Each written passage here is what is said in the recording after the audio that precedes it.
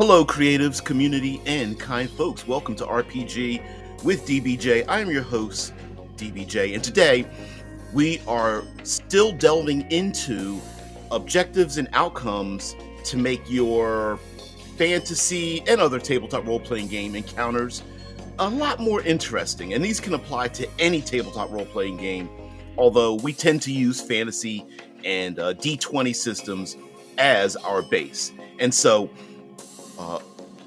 objectives are reasons why we're having a fight in the first place.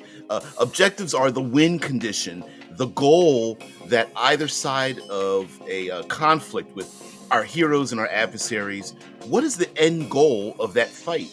Are we just turning a corner and having a random fight to the death? No, maybe fighting to the death isn't exactly a reason to have a conflict, and also kind of leads to a dead end. So what are some aspects we're going to do? Well, today we're going to talk about four more of those objectives, and then we're going to talk about 4 outcomes.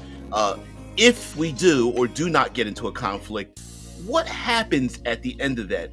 Are we here to stop something from happening? Or if we get into a fight, maybe we shouldn't because there's some outcome at that. So we're going to talk about 4 objectives and 4 outcomes, but grab your snacks, put your feet up, and let's get into it.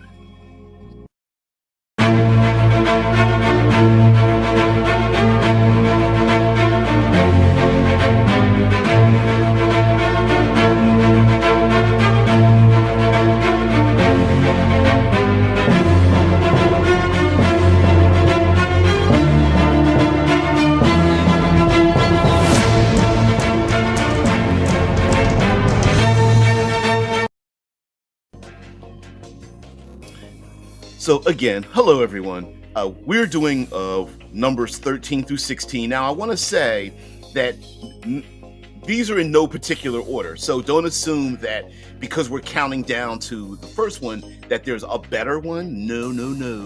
The best ones are for the ones who are the best for your gaming group. Yeah, exactly. Yeah, the old classic video game thing. Like, yeah, my players, I don't know who I am. I don't know where I am. All I know is I must kill.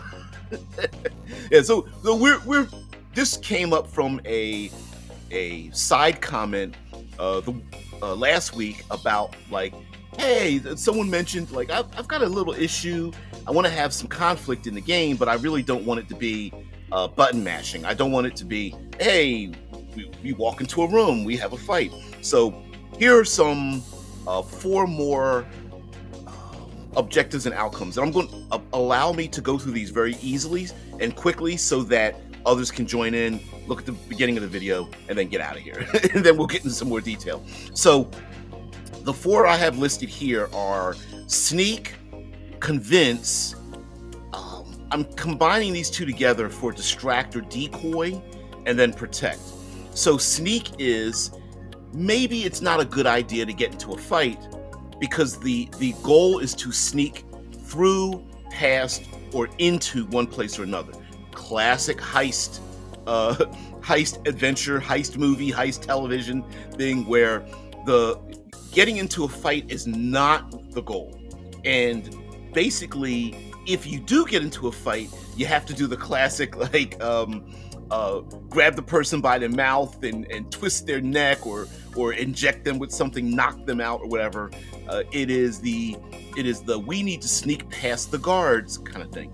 Now, sneaking a sneaking objective doesn't need to take place over months or years or something. It could just simply be getting past the city guard.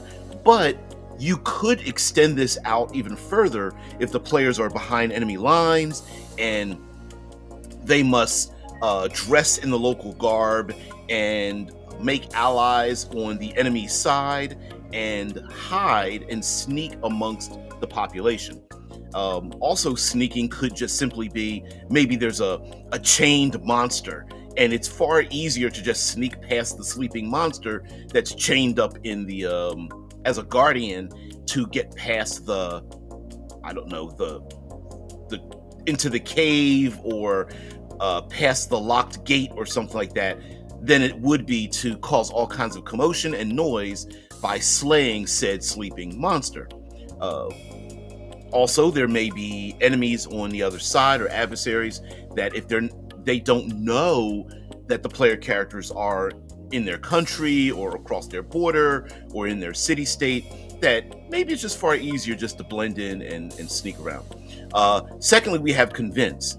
And sometimes when we roll dice and initiative, we stop talking, but in between, as free actions, I guess, if you want to call it something, the players and the enemies can start, launching barbs and comments and things like that across enemy lines. And maybe the players, despite the fact that there might be some lethality happening, can try to convince the other side, hey, maybe we shouldn't be fighting. Convince them to stop. Convince them that we've got money to pay you, bandits. You don't need to fight us or something. All kinds of convincing to exchange prisoners, convincing the other side to let us go across the bridge, across the acidic waters or something like that, or lava pools that are below. Convincing the Cyclops that, there's a monster behind it or something like that. Maybe that's a little bit more of like an illusion or a deception, but whatever the case, a convince objective may have a lot more honesty to it. And the enemy may go, I don't want to die either, right? You don't want to knock ourselves down. So I actually called it escalation. I want to say reinforcements are going to be a little bit more specific. And like I said, a lot of these are overlaps there, Drew. And Drew, you're always keeping me on point, which I do not mind. Another objective is to distract or decoy. It may not be to anyone's best interest to kill or murder an enemy force, but it might be very effective to distract them or be a decoy so others may escape or pass by or allow enough time for black market or gray market goods to travel across a river. And in this case, the players may need to look weak in order for an adversary to come after them and lead them away. I mean, this is a very common thing back in ye olden days, back in my old Grognar days, where you go into the dungeon. I think I did. I can't remember. I can page forward if you like me to, because I don't remember these things. The leading the monsters down the hallway while someone else sneaks past them, it is a thing, and it is a very smart tactic as well, right? Get the Minotaur or the orcs or whatever to follow you down the caves of chaos, and then have your other allies sneak past them as the undead horde or whatever walks by or something. Let's see, defend, blend in.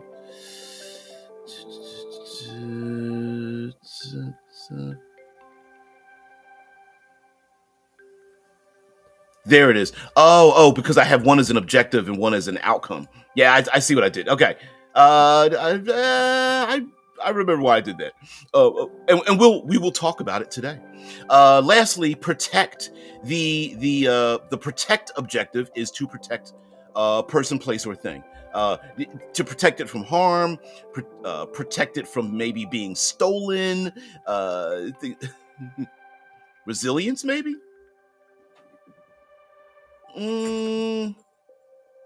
You'll see what.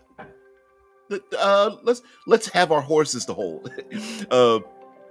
So there's some objectives. Protection is extremely common when it comes to things that are very fragile, individuals that need help, or enemies that want to desecrate a religious institution, or some kind of insurgents that want to destroy important documents or something like that.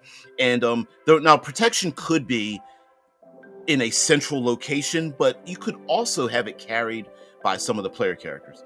Now, we also have outcomes. So the objective is like kind of the win condition.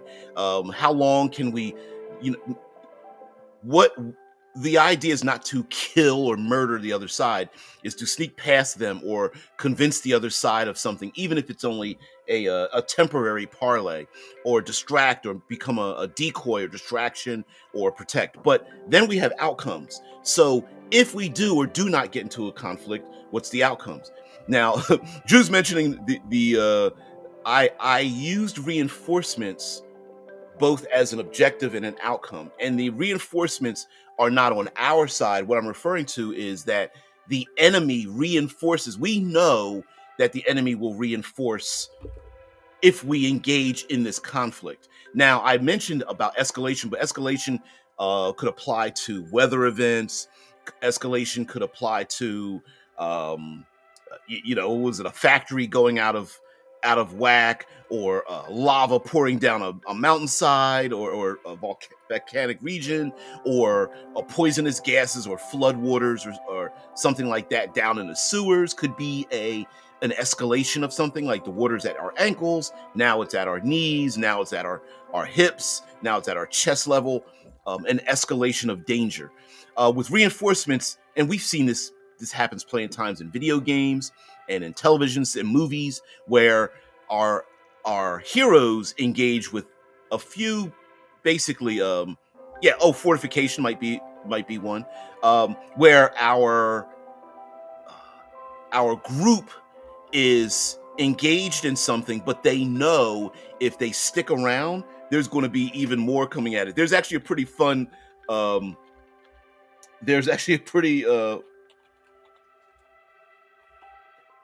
actually, you know what? I'm going to leave this one here and change the other one.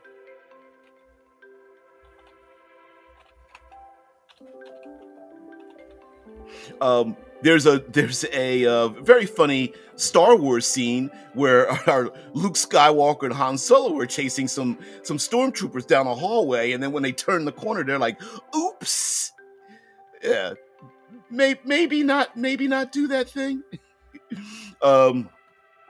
So sometimes there we go. We'll change that, because let's put that on the player side. Put the fortification on the player side. All right, sorry. So, also, I mean, mind you, all of these outcomes should be, they should be foreshadowed. So, 3 scouts may be no problem for our badass heroes. But if they know reinforcements will come, and they walk around in squads of 15, and then another 15 show up and another 15 show up, that can be pretty dangerous, especially if, our big damn heroes want to throw the ring into the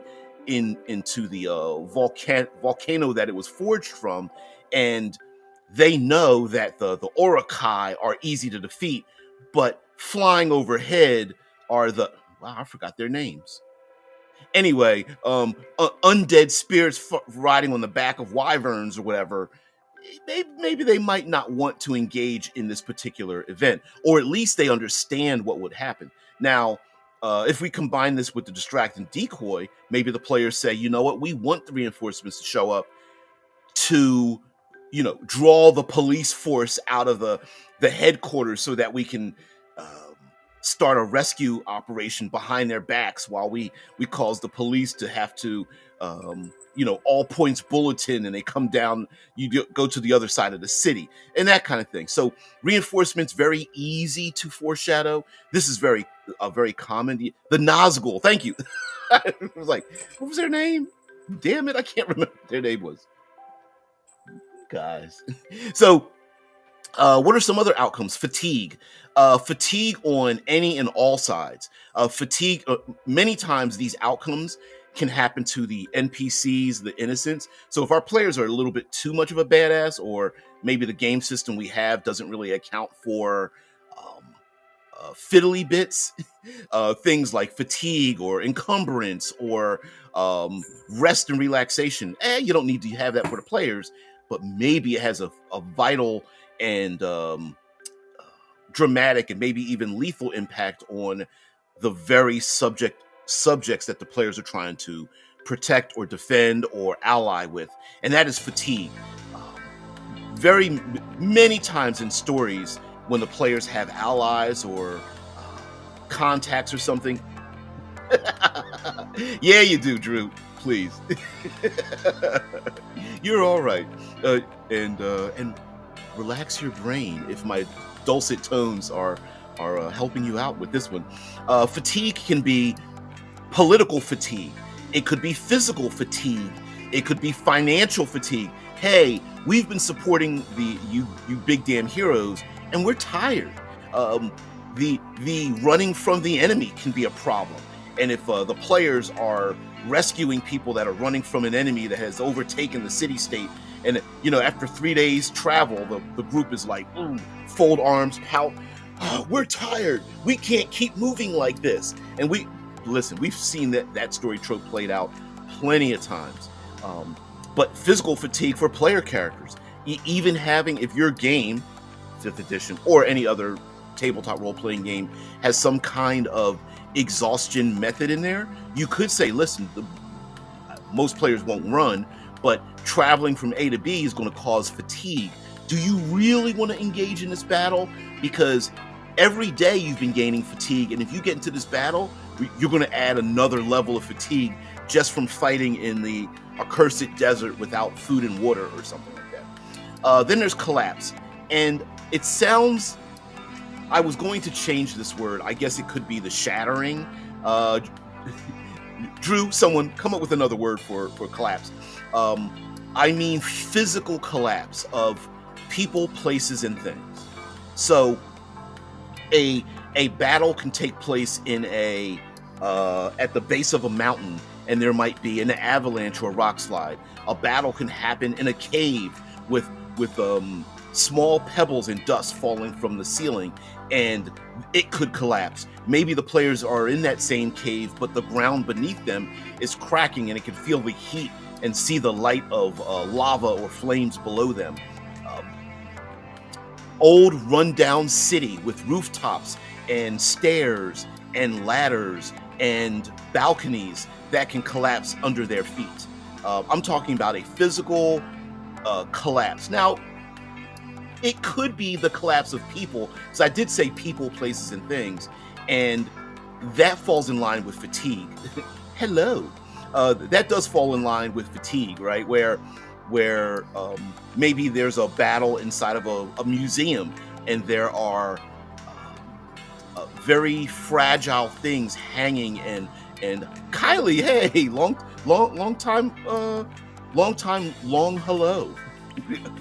It's been a while.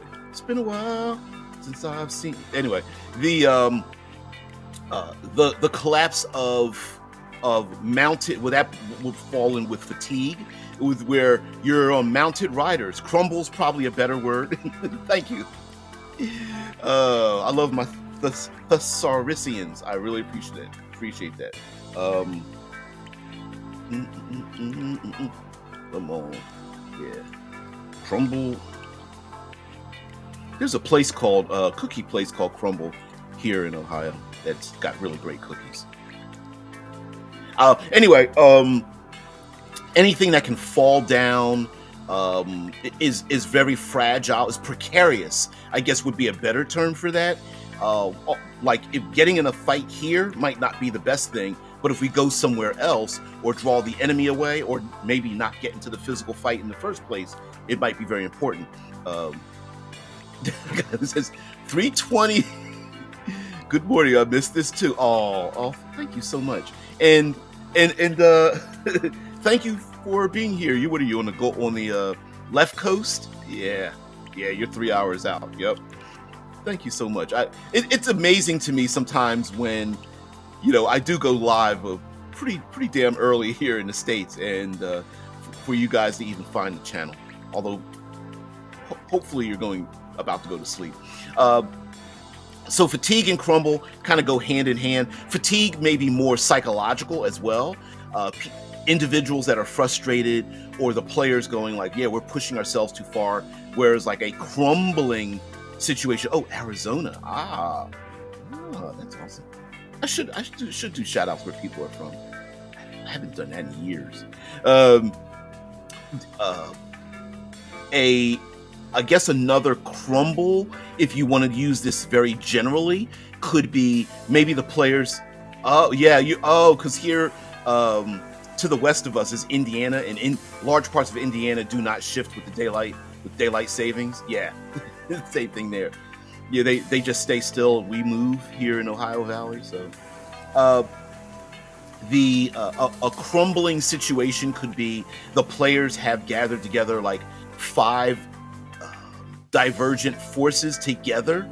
Like maybe there's been banditry out in the woods, but they've gotten them together. They're basically a rebel force, and maybe that group starts to crumble. That they're no longer unified, and everyone has, or they've been pushed to their limit, and groups want to leave, and don't want to be unified, which might also be a thing. So, and that is kind of deals with the outcome, and outcomes really should be foreshadowed.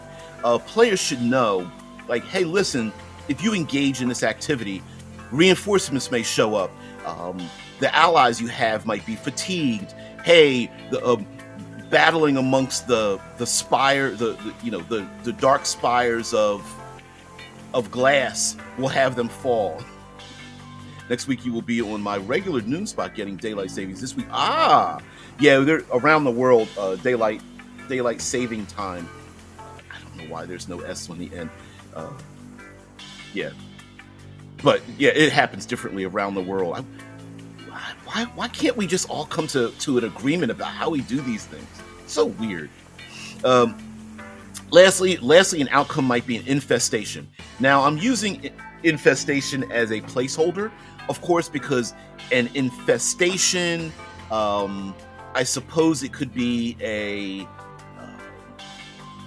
infestation can be something like rats, insects, pests of small animals. An infestation could be a little bit more alien and arcane, like, I don't know, land walking piranhas or something that swim through the air or something. Maybe having a battle or a fight, or maybe the enemy, if the enemy is killed, they will release from themselves something that will infest everything around them. Yeah, I do that too, the daylight savings thing. I drive myself nuts. Yeah, me too. Yeah, I do understand it's not called daylight savings time. I think we all understand that. But it's also like, I remember my wife worked for a call center, and they had to use the word shoe lover. And my wife was like, yeah, but people don't buy one shoe for the most part. They buy shoes. So why don't we love shoes? And why is it a shoe? And it was a big thing. Like, they were just like, corporate was like, you just have to call it a shoe. Don't put an S on the end. Yep, spores, contamination is a thing. Yep. Yeah, contamination maybe. And I guess contamination would be more, you can bend, because I'm bending a lot of words for you and definitions here, right? If I put if we put contamination, that can be radiation. It can be an arcane miasma. It could be a hell. It could be what's a word where the evil starts to spread. It could be the spreading of a curse or anything of that nature. And maybe these monsters or devices, not devices, but mechanisms like spore. We love ourselves some plant and spore monsters and whatnot, and killing them could spread a contamination or an infestation. What's something? An infection would work in this case. A disease as well could work. So getting into these dangerous conflicts might spread something that might be pretty nasty if given its if we start combining this with something else. Like, for example, imagine having a battle inside of that damn wizard's. There's always a wizard with doing an experiment, or artificer or artificer, an herbalist or chemist, What are some other lists?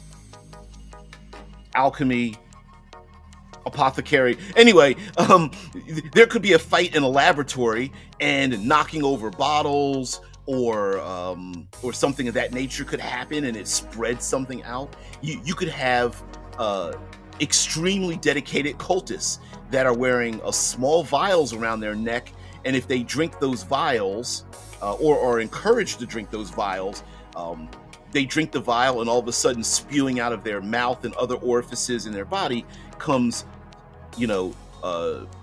gelatinous. Okay, what are the names?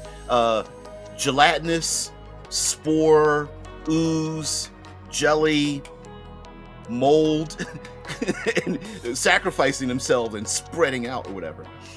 Shai says, the Gentleman Gamer had a good one about that. An Etten that had been infected by a huge mycedon or colony. When they killed him, he split in two and released spores all over the place. Exactly. That's a really cool thing to add to like monsters, especially if they're sick or they are infected with something like a rabies, or you can tell that their wounds are gangrene, and when they speak, they spew out something. This is very common amongst the undead hordes, zombie spores. Zombies have been able to spread like rabies, biting people. Let's see, what are some movies? World War Z is a good example, as well as the 28 days and years later movies that are coming out. The Last of Us is another version of that, with literally spore zombies. Gremlins is a good infestation story about imposing a nuisance species. That's a great you are spot on with something that I feel like hasn't been done too much in gaming, and that are mythology has given us a lot of monsters that are like puzzle monsters.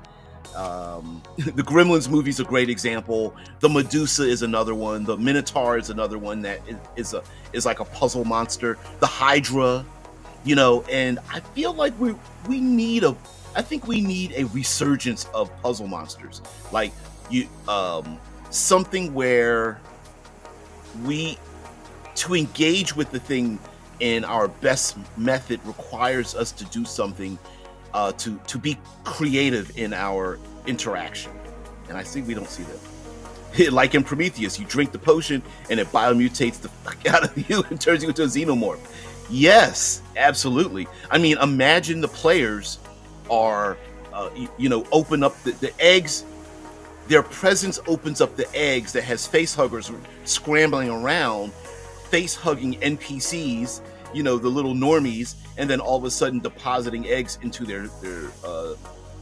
their insides, and then having chest bursters, which just make the situation a whole lot worse. And that's a great idea, to be like, everybody shut the hell up, be quiet, stay away from the eggs, don't let your warmth get near them, or I don't know what activates them. It could be motion, it could be warmth, or whatever. But the point is, it could be a warehouse filled with these things. It could be how the monsters reproduce, or they deposit these things behind. Oh, I have the idea of a were-rat infestation. Oh, in one of the Disney parks.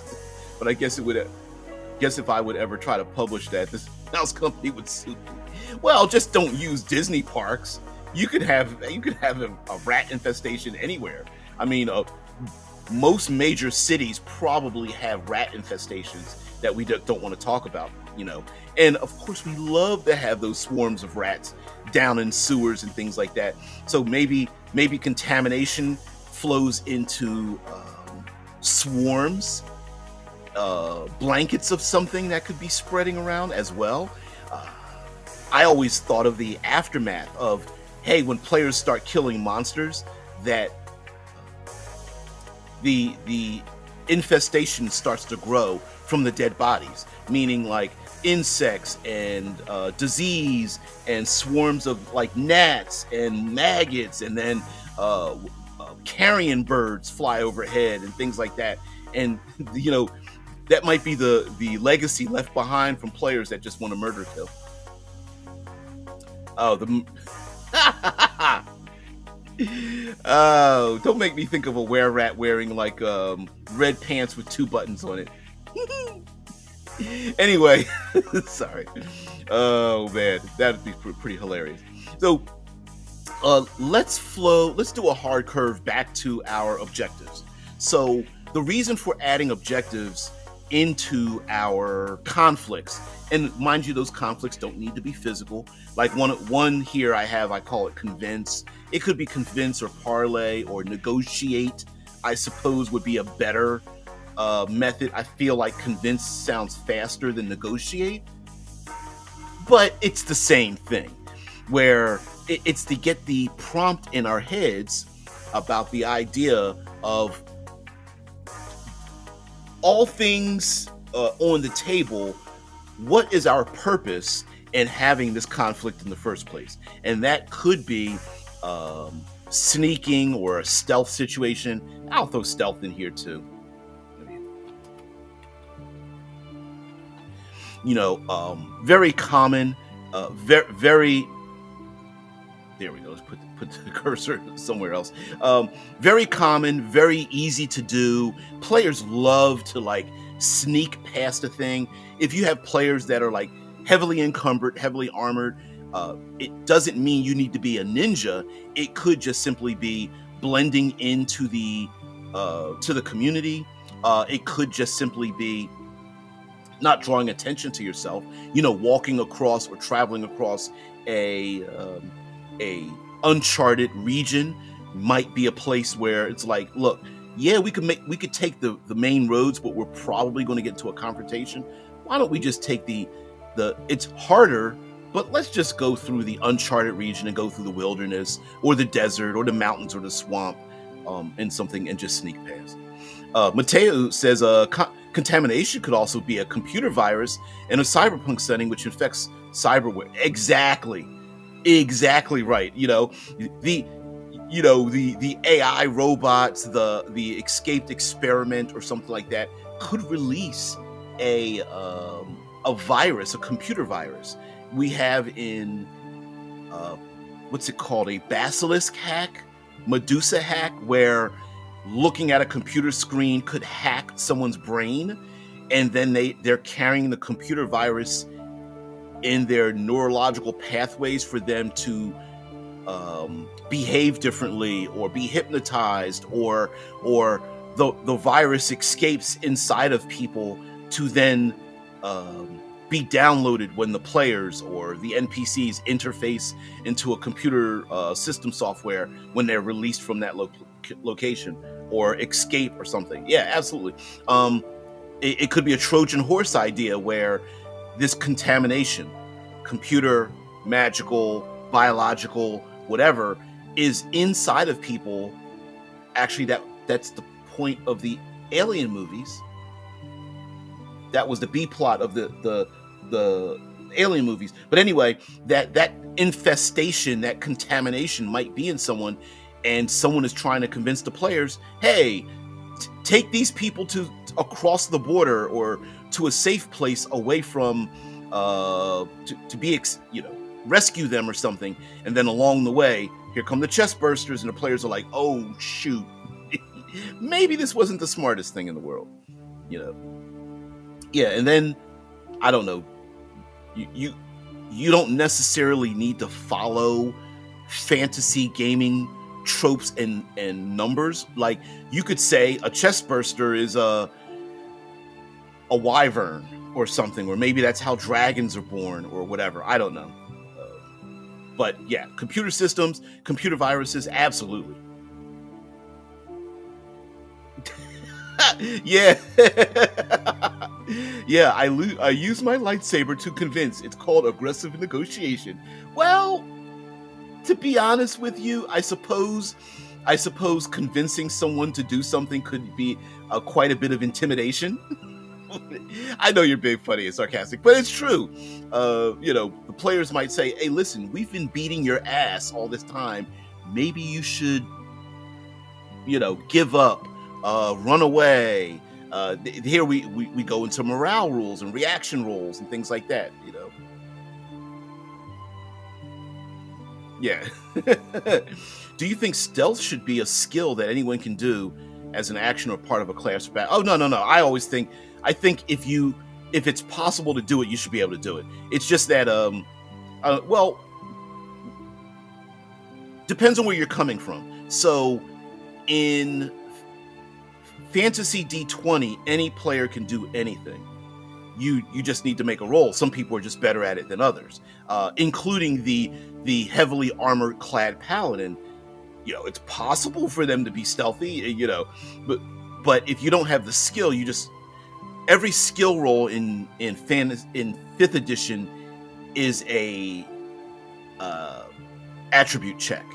You just happen to have a skill that places on it. But yep, Drew says Mothership has the right idea about stealth, especially because Mothership has most of the actions in Mothership lead to it. That's why they don't have a rule for it. And a lot of hints, like remember we went over that adventure where we had the vampiric woman that lived outside of a Jewish community, and she had in the game, she had hidden under her mattress a foreskin. Now I understand this. You're like, wait, where are you going with this? The point is that we can lead our players, or a game can be designed that leads you to a conclusion where the game wants you to go there, and it doesn't give you an answer why. And a very well written Rules Light or OSR supplements are written that way. And we came up with a reason why that was the case. And there's many other reasons why that would be the case. Why would this vampire hold on to this thing? But they don't give you an answer for it. And Mothership is very much the same way, where Mothership, for those who don't know, and I know you guys already know, but for those who don't know, Mothership is a sci-fi horror game that doesn't have rules for stealth, but it leads you to the conclusion that how do we do that? Yeah, it's about leaving. None of your outcomes is about discovery. Do you mean in general? Or okay, so let's take that apart. So sometimes the outcome to a conflict can just make things more complicated. What we would like to have, for the most part, is a sense of discovery when it comes to an outcome. That's the best part. And I suppose because it can get a little complicated, especially when you don't have a rule for it. And sometimes players want specificity. They want a rule, like, hey, tell me what this thing is. And sometimes it's very difficult to do that because every table's different, all players are different. So really what we want is, if we're trying to avoid straight up combat, and essentially that's what we're doing here this week, is let's make combat, if that is the base, the base form of success in your game, how can we make that a little bit more interesting? And I think with our objectives and our outcomes, leaving the door open for discovering more is always a better thing. Like, for example, all right, let's go. Allow me to go through all of these.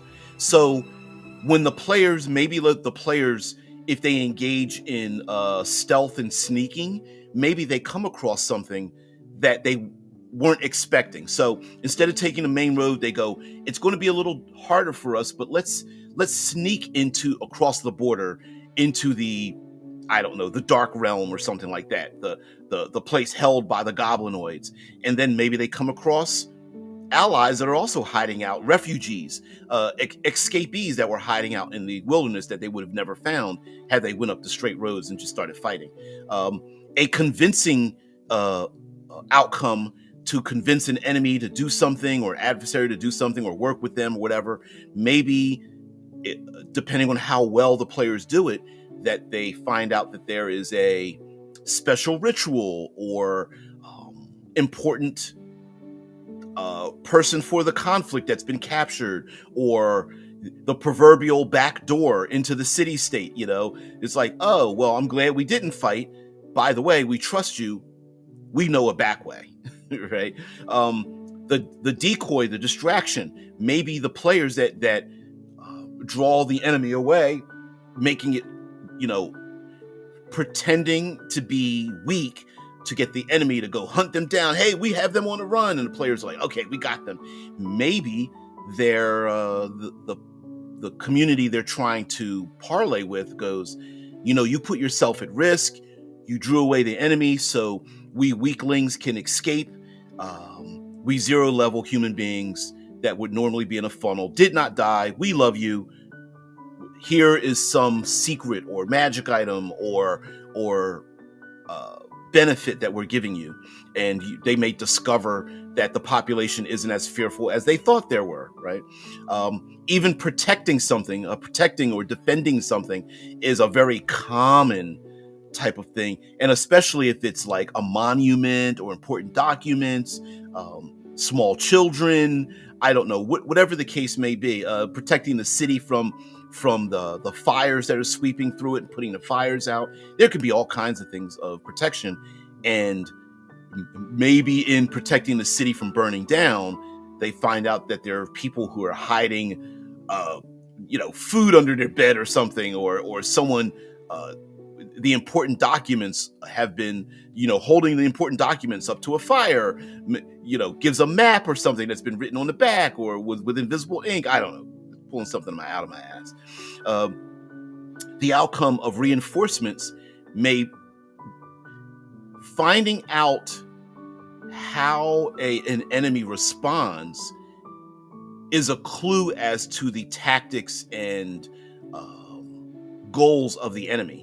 Meaning, like, if the players ended up like murder killing the scouts and then reinforcements show up, they go, okay, we know that they send 15. So at least we have a number.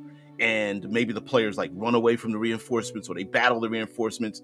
Now, unfortunately, that may also mean that the enemy learns about the capabilities of the players as well, because a lot of these can fall onto the enemy's side. The enemy might try to sneak into the player's camp. The enemy might try to, maybe the enemy doesn't want to. Come on, kitty. All right, I hear you. Oh, thank you. The enemy doesn't want to fight the badass heroes. Maybe they do want to convince the players that to let them go. One of those lieutenants. Yeah, you have a great one as well there, heathen. You have a great one. Thank you so much for being here. The proverbial lieutenant that's thinking of a way out. They're like, I'm only following the Dark Lord because better to follow the Dark Lord than be dead.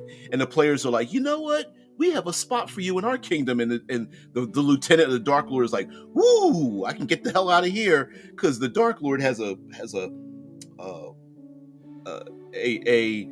propensity to want to murder kill their own armies or something like that. We see this a lot. Yeah, kitty. Yeah, come on, Brutus, just stay still. Oh, there we go.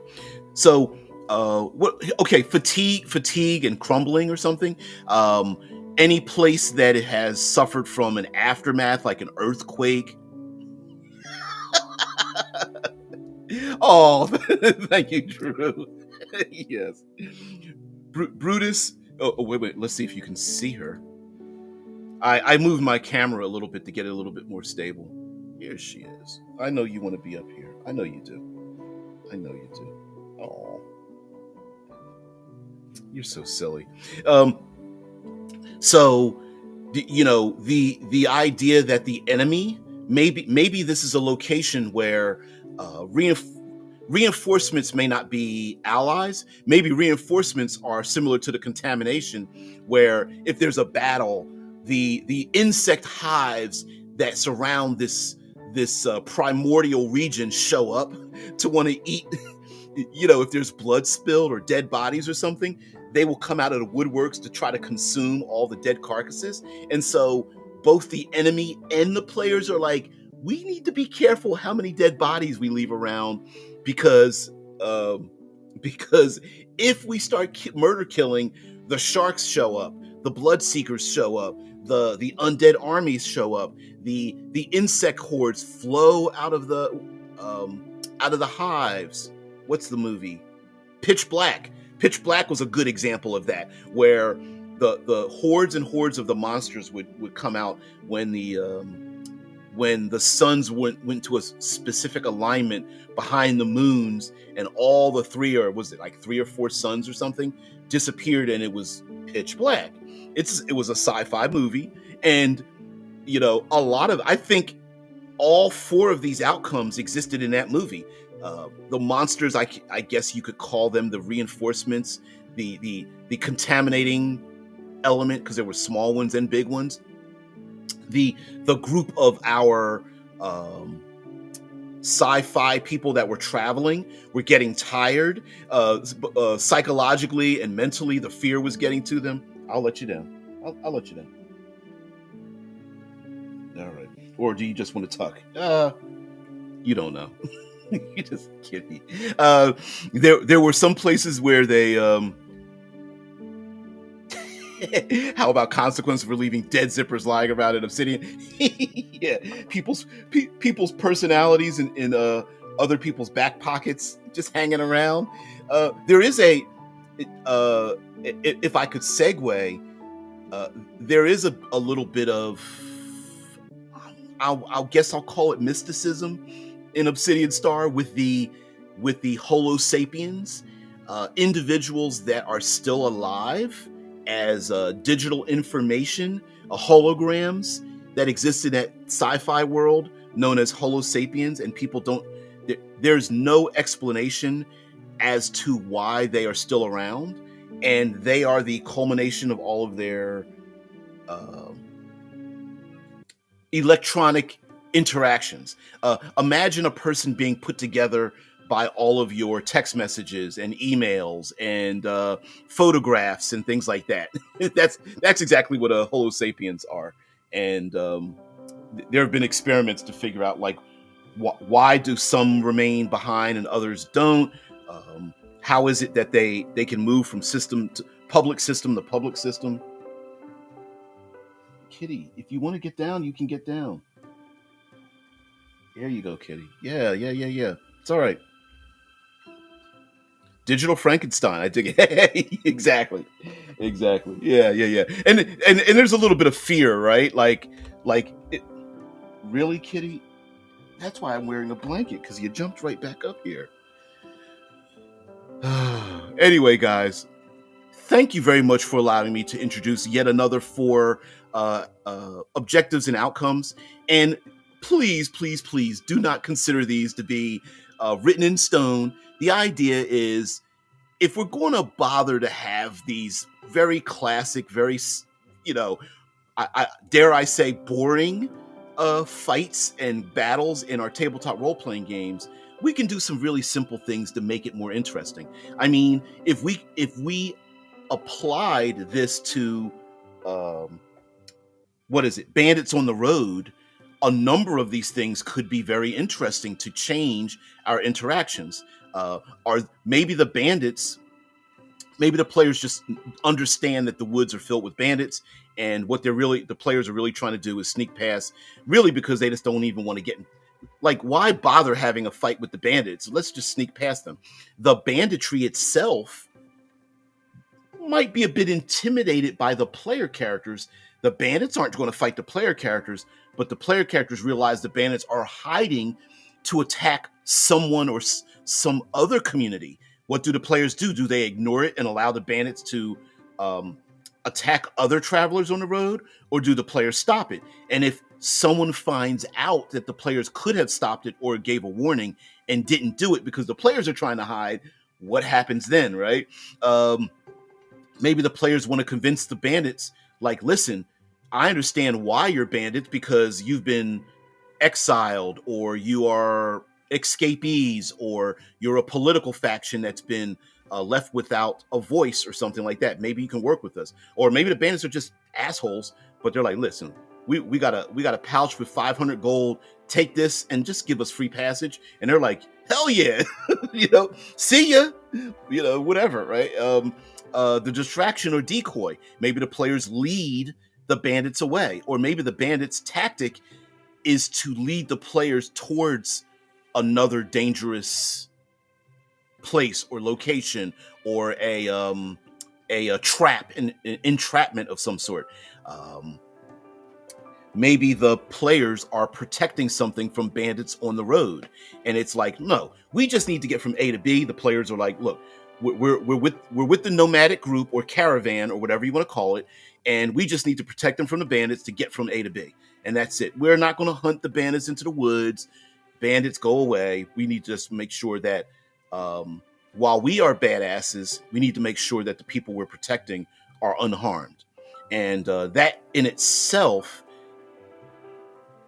lends itself to interesting interactions with rules, because that would mean that players would have to use their talents to protect other people, not themselves. So players that can interpose themselves, or maybe there's an action that you give the players, like, listen, if you want to stand in front of the attack that's happening on the nobles, you can use an action, but then you become the target. And the wizard's like, I can't take a bunch of sword hits, but can I, if I cast a spell, can I make them the target to protect them instead? Can I put mage armor on the noble or something?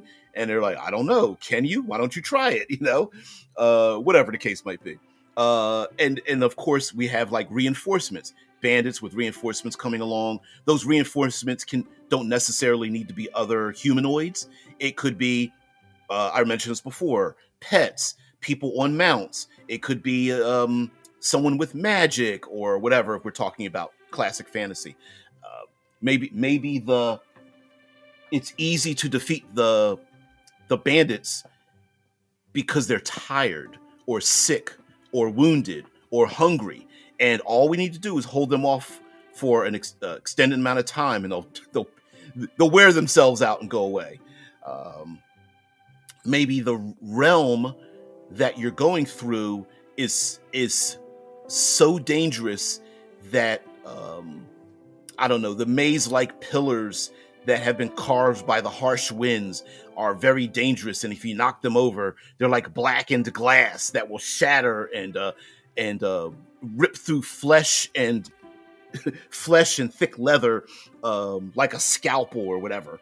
And having a conflict in this region is like, oh no, here we go. The kobolds flying on the back of the bats are flying around these precariously tall blackened glass pillars, and they start knocking them over onto the player characters or something.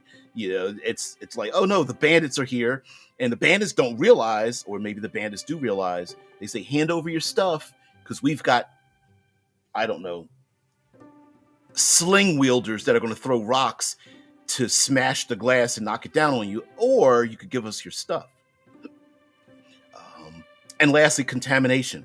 Maybe the bandits have been exiled because of a contamination that's inside of them, and they're looking for a cure before it spreads. And the city-state has closed their walls off, not explaining the horror of what's happening to the people. And the players are like, why are you mistreating these people in the outside world, murder killing them, committing genocide? And then you're like, oh, so that black stuff in their eyeballs is actually going to, if something's not done, they'll vomit up and spew that out of their orifices, and it makes it worse. Oh, we get it now. Yeah, the bandits are eating the rotten fruit that is it is not the nectar of life. It ain't ambrosia.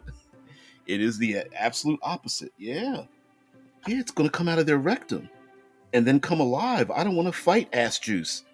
Yeah, ass juice is CR8. Yeah, we don't want to fight ass juice, do we, kitty? Anyway, guys, have a great one.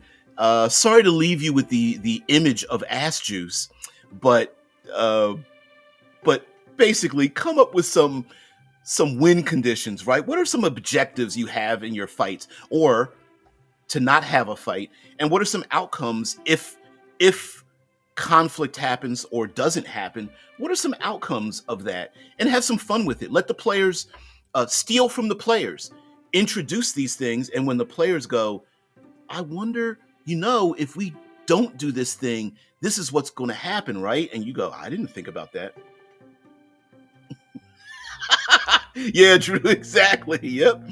It was so clear that we end up with wet holes yet again. And Kylie's just like,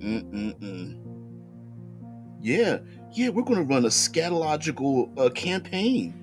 Yep. We're going to call it Hershey Squirts. Yeah. Chocolate lemonade.